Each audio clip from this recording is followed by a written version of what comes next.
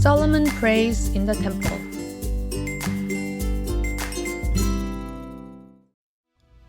When the temple was completed, Solomon summoned all the leaders of Israel in front of the temple.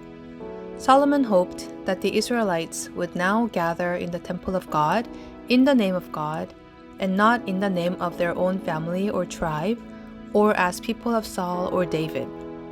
When the people gathered in front of the temple, Solomon spread out his hands toward heaven and began to pray. The heavens, even the highest heaven, cannot contain you. How much less this temple I have built? But you said, my name shall be there. Hear the supplication of your servant and of your people Israel when they pray toward this place.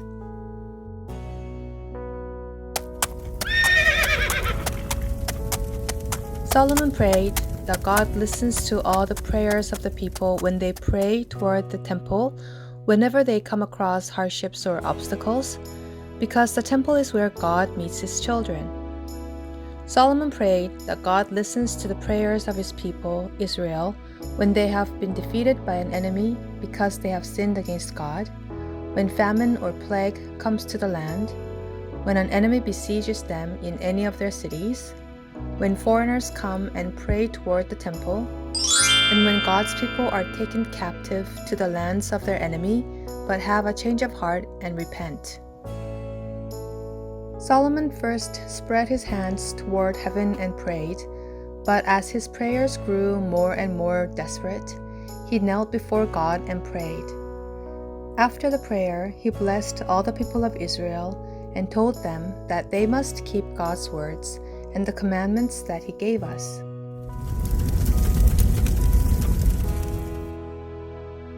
Solomon and all Israel with him offered a sacrifice of fellowship offerings to the Lord, 22,000 cattle and 120,000 sheep and goats. They celebrated it before the Lord our God for 7 days and 7 days more, 14 days in all. The people blessed the king and went home, and because of the temple, joy filled up the hearts of all Israelites. After all this passed, God appeared to Solomon again. He told Solomon that the temple is an important place, and that he would like Solomon to walk before him faithfully with integrity of heart and uprightness. God continued on to say that just as Solomon prayed, God's eyes and heart will always be in the temple. He also said, "But if you or your descendants turn away from me and do not observe the commands and decrees I have given you, and go off to serve other gods and worship them, then I will cut off Israel from the land I have given them, and will reject this temple I have consecrated for my name. Israel will then become a byword and an object of ridicule among all peoples."